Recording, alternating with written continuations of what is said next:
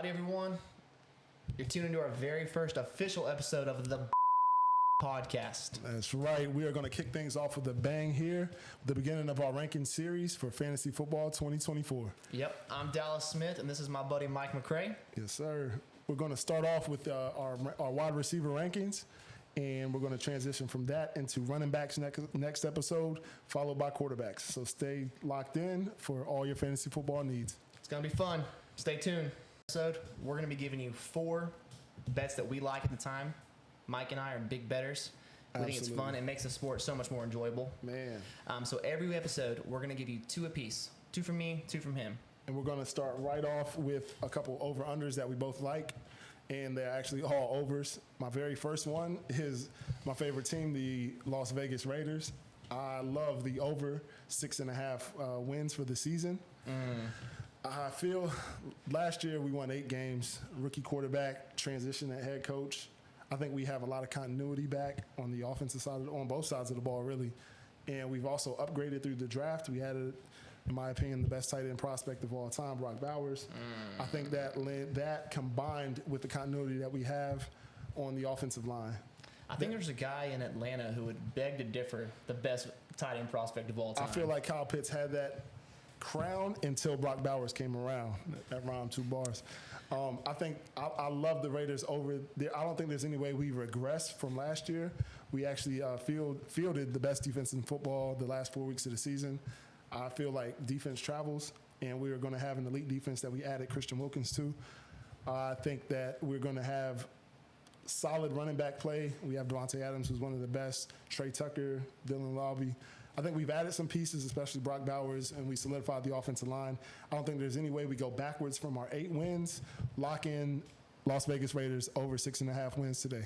Dallas, what you got? I like it. A great defense got better. We're great. And you can tell all the difference in the world in the coaching change. Yes, sir.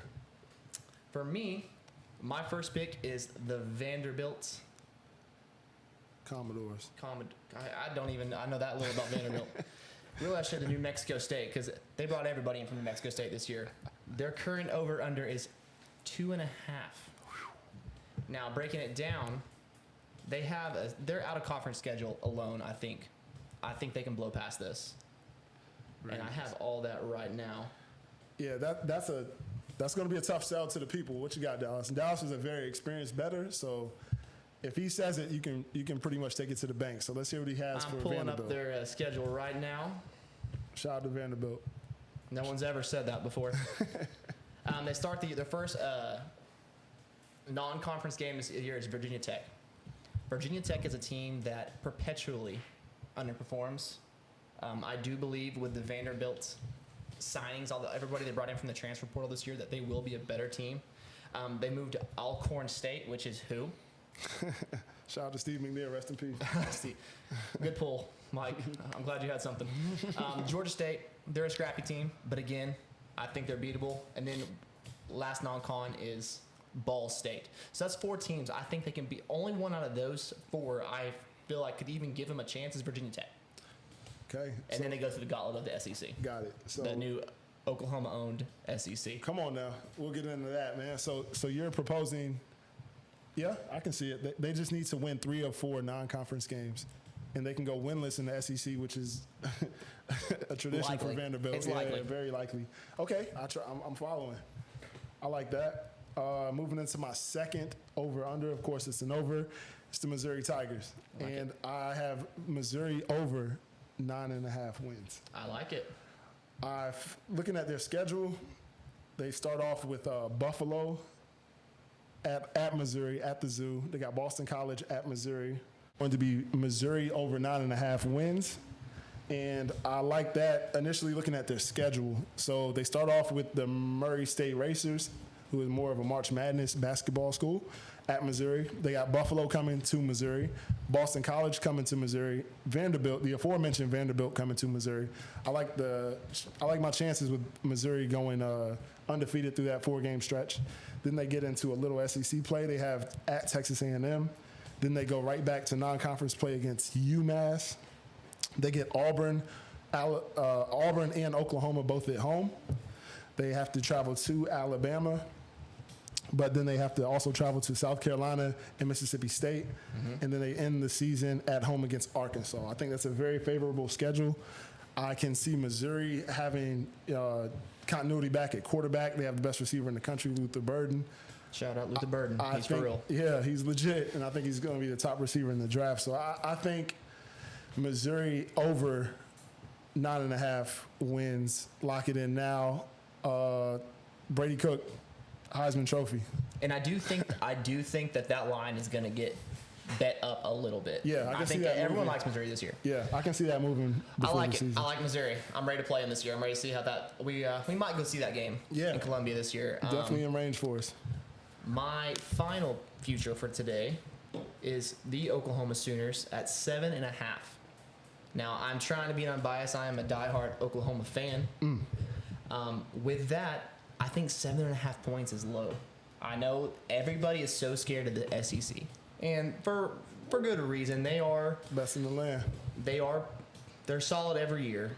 But I like OU at 7.5 points, and I can break it down.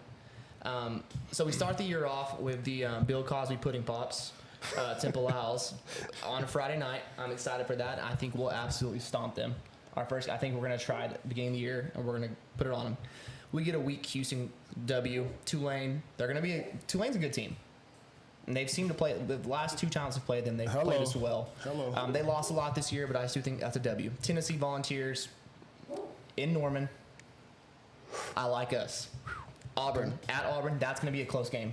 Mark my words, we're going to come out, we're going to win. Auburn's a tough place to play. They're a tough place to play, but I don't think the team just has lost a lot. I don't think they have a great team as like they usually do. Then we go to an off week. I think we'll lose I think that's about the time of year where Oklahoma's going to get a lot of steam being undefeated this far in.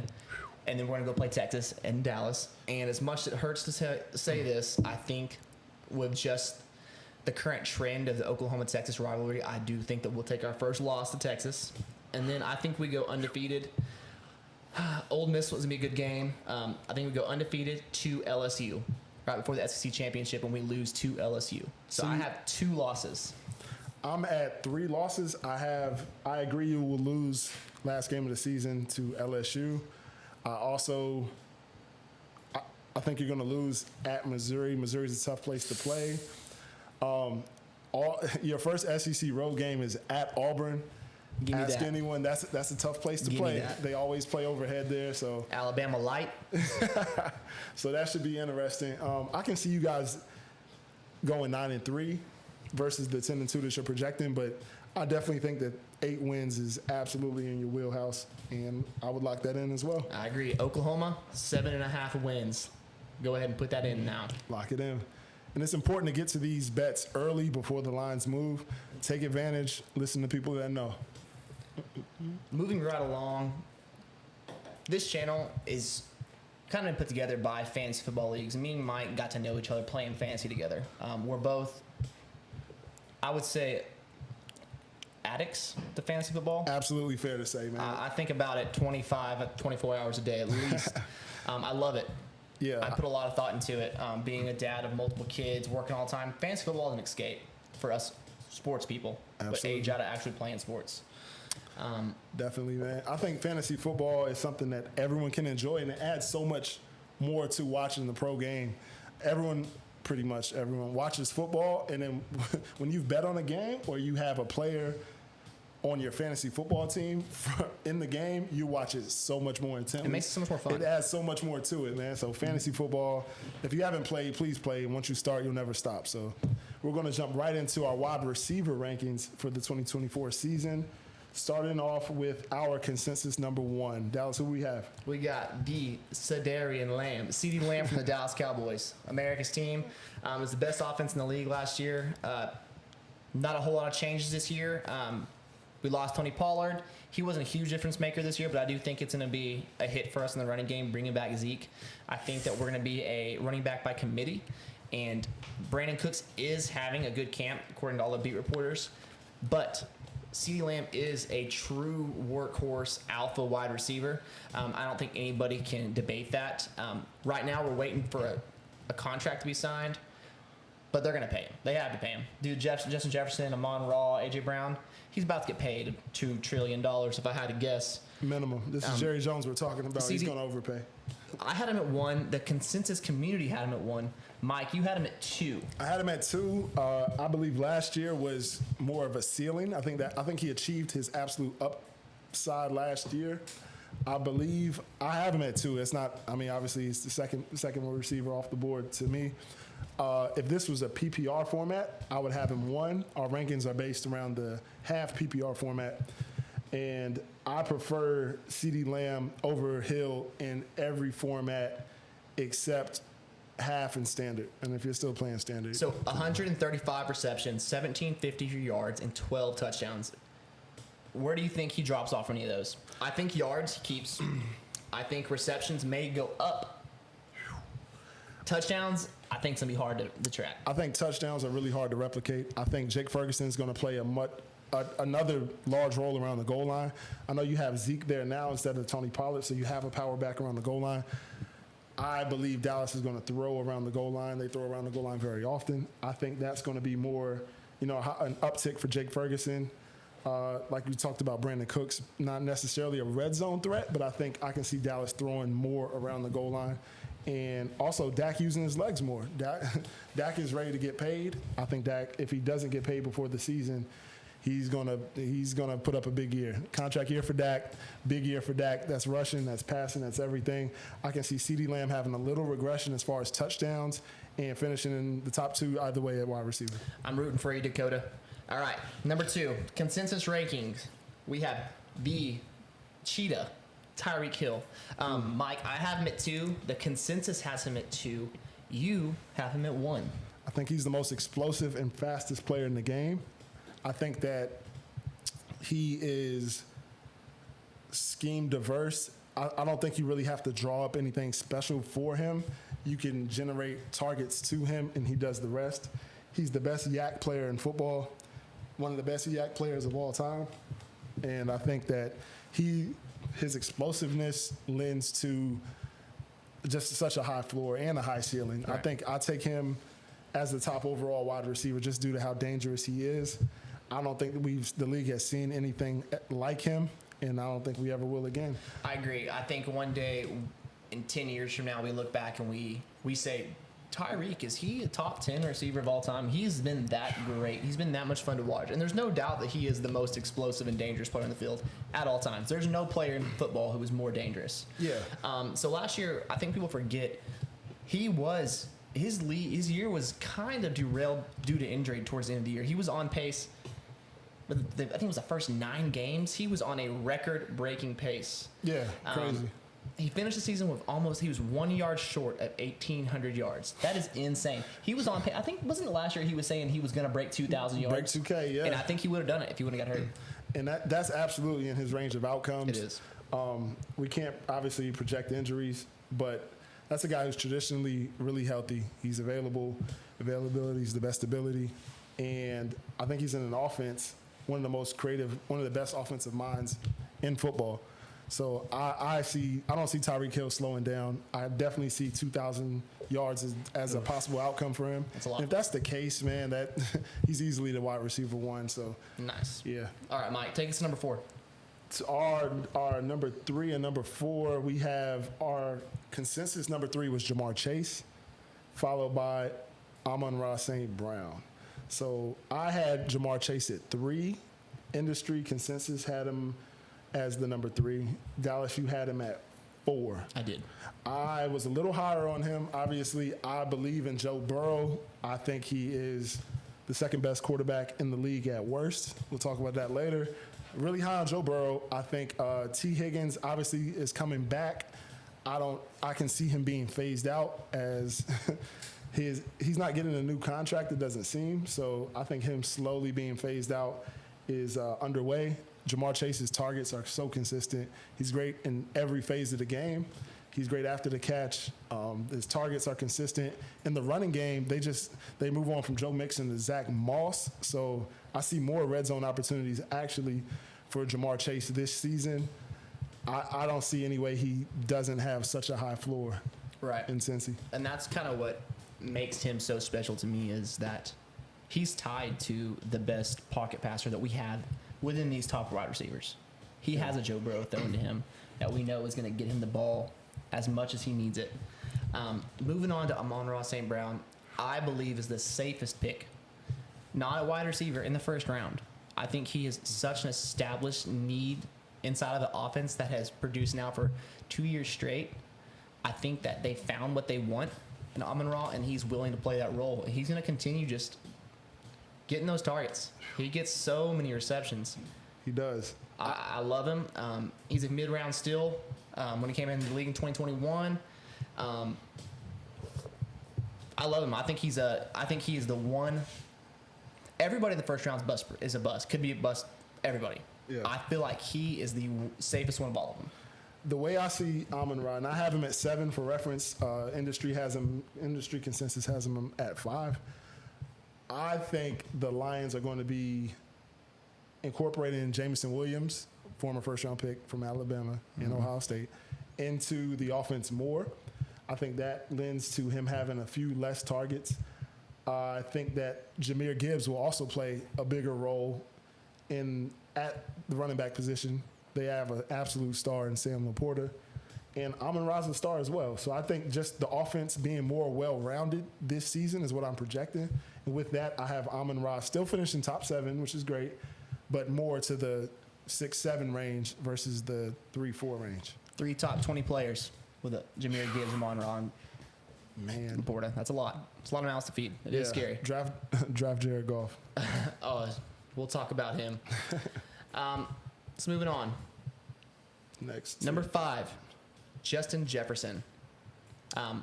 He was both 5 for you and I. Yep. I believe the industry has him at 4. Jetta's, I think this is an easy one. I think this is like Tyreek being the most explosive player in the league and the most dangerous player in the league. I think that Justin Jefferson is the best wide receiver in the league. I think he has a case for being the best. Definitely can argue that, and it's hard to argue against that. So I think he'll have a pathway to all the targets. The only question for him is the quarterback. He's coming off having Kirk Cousins, who is the consistently above average at quarterback. I think that's the nicest thing that we can say about Kirk Cousins. And they move on from that to Sam Darnold. I'm projecting Sam Darnold to start the season as the quarterback 1 and then transitioning to J.J. McCarthy, rookie quarterback from Michigan. We'll see with that. Before we are a year removed from his last great season. I know last year he was the consensus number 1 pick overall with Kirk Cousins behind the helm there. Got hurt with a hamstring injury early on.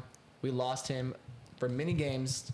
He's still into the year with 1,000 yards though. I mean, if that says anything to the guy, he is solid, and he's gonna demand targets. He's safe, but quarterback worries. And that's the thing that gives me pause. Rookie quarterbacks are really hard to trust. I wasn't as high on J.J. McCarthy as a rookie prospect as the consensus was. So I'll be drafting Justin Jefferson mid-first, not early first. I'm very secure where I have him at 5. I think he's a rock-solid, safe pick, but I do not see wide receiver 1 upside from Justin Jefferson this year, despite the overwhelming amount of targets we're projecting him to have. Gotcha. And you mean, when you say 1, you mean the overall number 1 wide receiver, pardon me. I'm with you. Okay, who do you have next? Next, I have someone I'm higher on than you, Garrett Wilson. I have him at 4. You have him at 7. Consensus has him at 8. This is a guy I was really high on pre-draft. Garrett Wilson, wide receiver from Ohio State. I think that he's going to have Aaron Rodgers, who's still an elite quarterback when he's healthy. And if Aaron Rodgers is healthy, you team an elite wide receiving talent with an elite quarterback and an offense that is going to be peppering him with targets. You saw Garrett Wilson last year with Zach Wilson, who is a fringe professional quarterback, still produce at a high level. Oof. And I think I'm just projecting Aaron Rodgers to be healthier this year with a more solidified offensive line, adding Tyron Smith and others at offensive line. Huge. You have Breece Hall, who proved to be one of the better running backs in the league. I really like that offense. I really like Garrett Wilson. I think he has all the target opportunity, and he's going to have a huge, the biggest improvement at quarterback in football. So give me Garrett Wilson as my number 4 overall receiver. Dallas, what you got? I'm with you. I'm excited about the New York offense this year. I think the talent's there. Let's see it happen. Yes, sir. All right, we're going to go ahead and take a break here, and we'll be coming to you with the rest of our wide receiver rankings next. We're going to get right back into our rankings, starting off with our consensus number 6 overall receiver. We both have him at 6. It's A.J. Brown of the Philadelphia Eagles. Boo. I know Cowboy fans don't want to hear it, but A.J. Brown is one of the best players and receivers in football. Last year, he was phenomenal again, over 1,450 yards, 7 touchdowns. He's a tank after the catch. He gets open. He's excellent contested catch. He's just a phenomenal player overall. He has a really, really rock solid quarterback in Jalen Hurts. I think the offense is improving with adding Saquon Barkley. He's across the field from Devonta Smith, who's a really solid number 2. Dallas Goedert in the middle of the field at tight end. That offense is loaded. Obviously have one of the best offensive lines as well. Plenty of opportunity for A.J. Brown to keep doing what he does. And he doesn't even have to get open to produce. So A.J. Brown at number 6, rock solid selection round 1. Dallas, what you got? He is the kind of wide receiver 1 that you want on your team. He's just a big, tough guy. I know Tennessee is just absolutely hating themselves for getting rid of him. Man, and they replace him with Treylon Burks. How's that going? Yeah, terrible. Yeah, the only thing I can say about A.J. Brown is that he plays for a trailer park team in the NFL. Absolute trash fans and trash organization. Moving on. Man. Our number 7 overall consensus receiver, Mike Evans. There's a lot of variance between me and you on Mike Evans. Yeah. What you got, Dallas? I have Mike Evans right now as number 8. You are way higher than the consensus of 13. Mm-hmm. And I have him at 14. So you want to get into why you're so high on Mike Evans this year? I love him. Mike Evans has always been consistent. He's 1,000 yards. Put it down in writing. He's going to do it. Yep. Put it in marble. He'll do it. Every season. He's the kind of player that, now I wouldn't say I would take him in the first, second round, but if you go running back early, running back, let's say the end of the first round where you take a Saquon Barkley and Jahmyr Gibbs, a Mike Evans on top of that, you're getting your 1,000-yard receiver and your 8 to 11 touchdown receiver. Fair enough. He's solid. He's always going to do you right. He's going to tuck you into bed. He's going to read you a book. Come on now. Give me Mike Evans all day. All right. Love the first name there, Mike, best name in the world. I feel like with Mike Evans, you absolutely have probably the highest floor of any of the non-elite wide receivers if we're taking the tiered approach here.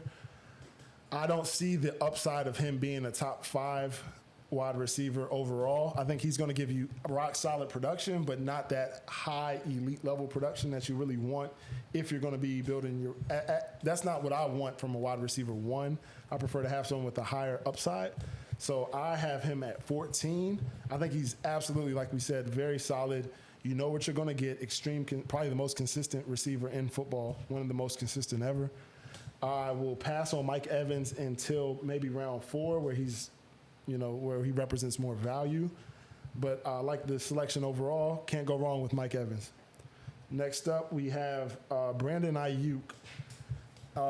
I have Brandon Ayuk as my number 8 overall. That's a player I was extremely high on before the draft. And Dallas, you're not nearly as high on Brandon Ayuk. Consensus has him in that 14, 15 range. What are your thoughts on Brandon Ayuk this year? I believe in Brandon Ayuk, the talent. I believe he's in the best scheme in all of football. I think Shanahan if you're talented and you're in that Shanahan system, you will succeed, especially if you're bought in. That's the most important thing. The word is now that he is going to be returning to San Francisco. Yeah. But with such a weird offseason, the things that you see on Twitter, or X, I'm sorry, I think it's him saying,